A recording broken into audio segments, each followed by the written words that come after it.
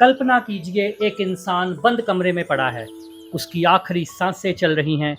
पूरा परिवार उसके आस-पास बैठकर रो रहा है। कोई उसका हाथ पकड़ रहा है, कोई उसे उठाने की कोशिश कर रहा है, कोई डॉक्टर को बुला रहा है। लेकिन उस इंसान के अंदर से वो चेतना, वो प्राण ऊर्जा, वो आत्मा निकल चुकी है। आज मैं आपके साथ बात करूंगा एक ऐसे टॉपिक के ऊपर जो हर किसी के व्यक्ति के मन में रहस्य होता है, जानने की इच्छा होती है पर कोई भी उसे सटीक जवाब नहीं दे पाता। आज हम बात करेंगे कि जब इंसान मर जाता है तो उसकी आत्मा के साथ क्या होता है। देखिए, इस विषय पर आपको इंटरनेट पर बहुत सारी बातें मिल जाएंगी, बहुत सारे वीडियोस मिल जाएंगे, लेकिन आज मैं जो आपको बताऊंगा वो केवल डराने के लिए नहीं है। मैं आपको वही बातें बताऊंगा जो गरुड़ पुराण, शिव पुराण और सनातन ग्रंथों में बताई गई है, और साथ में मेरे कुछ पर्सनल अनुभव जो मैंने अपनी साधनाओं और दिव्य दृष्टि में महसूस किया।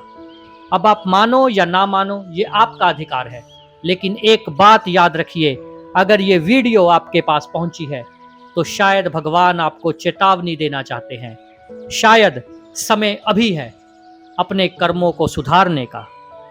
जय महाकाली। सनातन ग्रंथों के अनुसार साधकों, जब इंसान की मृत्यु होती है तो आत्मा तुरंत कहीं दूर नहीं चली जाती। कुछ समय तक वे उसी स्थान पर रहती है, उसी कमरे में, उसी घर में। वो अपने परिवार को देखती है, लोग रो रहे होते हैं, उसके शरीर को पकड़ रहे होते हैं, लेकिन आत्मा चाहकर भी किसी से बात नहीं कर पाती। यही सबसे बड़ा दर्द होता है। कल्पना कीजिए, आप सबको देख पा रहे हो लेकिन कोई आपको नहीं देख सकता। मैंने अपने जीवन में कई ऐसे केस देखे जहां अचानक एक्सीडेंट में मृत्यु हुई। जब दिव्य दृष्टि से उस ऊर्जा को महसूस किया गया तो कुछ समय तक मैंने देखा कि आत्मा अपने शरीर के पास ही थी, जैसे उसे समझ ही नहीं आ रहा हो कि वो अब शरीर में वापस नहीं जा सकती। लेकिन उसके बाद एक समय आता है जब आत्मा को आगे ले जाया जाता है। अब सबसे बड़ा प्रश्न, मृत्यु के बाद आत्मा को कौन लेने आता है? गरुड़ पुराण, शिव पुराण में वर्णन मिलता है कि आत्मा को लेने दूत आते हैं। आप उन्हें यमदूत कहो, देवदूत कह लो, एंजल्स कह लो, कुछ भी कह लो, लेकिन उनका स्वरूप इंसान के कर्मों पर निर्भर करता है। पुण्य आत्माओं के लिए, यानी कि जिन लोगों ने जीवन में किसी का बुरा नहीं किया, सत्य का साथ दिया, दया और सेवा की, भगवान का नाम लिया, ईमानदारी से जीवन जिया, उनके लिए आने वाले दूत शांत और दिव्य होते हैं। उनके वस्त्र सफेद होते हैं, उनका चेहरा शांत होता है और वो दिव्य प्रकाश से नहलाए होते हैं। उनकी यात्रा आसान होती है। जो पाप कर्म करते हैं, जो लोग छल, कपट, लालच, अत्याचार, घृणा, पाप में डूबे रहते हैं, उनके लिए आने वाले दूत मैं वर्णन भी नहीं कर सकता कितने भयावह होते हैं। लाल आंखें, काले वस्त्र, हाथ में पाश, और उनका स्वरूप इतना भयंकर कि आत्मा कांप उठती है। गरुड़ पुराण में बताया गया है कि पापी आत्मा को जबरदस्ती खींच कर ले जाया जाता है। शिव पुराण में यमपुरी की जो दूरी है वो पृथ्वी से हजारों योजन बताई गई है। अब ये दूरी केवल भौतिक नहीं है, ये चेतना की यात्रा है। जिसने नाम जप किया, सेवा की, सत्य का जीवन जिया, उसकी यात्रा बहुत आसान होती है। जैसे कोई दिव्य विमान, कोई दिव्य वाहन उसको लेने आया हो। पूरा रास्ता प्रकाश से भरा हुआ होता है। और पापी आत्मा की यात्रा, जिसने कि अपना जीवन वासना, क्रोध, लालच और धोखे में बिताया हो, उसकी यात्रा बहुत कष्टदायक होती है। कांटों भरे रास्ते, जलती हुई भूमि, भयंकर अंधकार, और सबसे बड़ी बात कि आपके सूक्ष्म शरीर को हर एक पीड़ा महसूस होती है। बहुत लोग सोचते हैं कि शरीर खत्म हुआ तो दर्द खत्म हो गया। नहीं, जो मैंने अपने अनुभव में और जो माँ काली की कृपा से जाना है कि सूक्ष्म शरीर को स्थूल शरीर से भी अधिक पीड़ा होती है।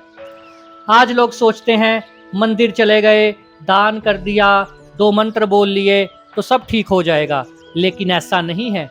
अगर आपके अंदर घमंड है, भेदभाव है, छल है, लालच है, तो कितना भी बड़े से बड़ा भक्त हो, कितने बड़े से बड़ा साधु हो, चाहे मैं ही क्यों ना हूं, बाहरी पूजा से कुछ नहीं होने वाला। भगवान को आपका दिखावा नहीं चाहिए, भगवान आपके भीतर देखते हैं। अगर कोई व्यक्ति गरीब और अमीर में फर्क करता है, सुंदर बदसूरत में फर्क करता है, लालच से भरा है, तो वो कितना भी बड़ा साधु क्यों ना हो, अंदर से वो पापी ही है। जो मैंने अपने अनुभव में जाना है कि यमराज के सामने आत्मा के पूरे कर्म दिखाए जाते हैं। इस जीवन का एक एक कर्म, एक एक झूठ, एक एक अच्छाई, सब आज के समय में लोग ऐसा आप समझ सकते हो कि आपकी एक पूरी रिकॉर्डिंग वहां पे चल रही होती है। वहां पे कोई रिश्वत नहीं चलती, कोई पहचान काम नहीं आती, सिर्फ पुण्य कर्म और नाम जप ही वहां पर चलता है। जिन लोगों की आत्मा पुण्य आत्मा है, उनको जो यमराज है वो देवता स्वरूप में दिखाई देते हैं, शांत, न्यायप्रिय। वहीं पापी आत्मा के लिए वही यमराज काल स्वरूप में दिखाई देते हैं, भयंकर, 10 मुख वाले, क्रोध से भरे हुए, और आत्मा अपने कर्मों का परिणाम देखती है। याद रखिए भक्तों, एक दिन ये शरीर हम सबको छोड़ना है। ना पैसा साथ जाएगा, ना नाम, ना गाड़ी, ना अहंकार। अगर कुछ साथ जाएगा तो वो है हमारे कर्म। इसलिए किसी का दिल मत दुखाइए, अपने माता पिता का सम्मान कीजिए और भगवान को केवल मंदिरों में नहीं, अपने कर्मों में खोजिए, क्योंकि मृत्यु अंत नहीं है, मृत्यु एक नई यात्रा की शुरुआत है। अगर इस वीडियो ने आपको सोचने पर मजबूर किया हो तो वीडियो को लाइक करें, चैनल को सब्सक्राइब करें और कमेंट में लिखें हर हर महादेव।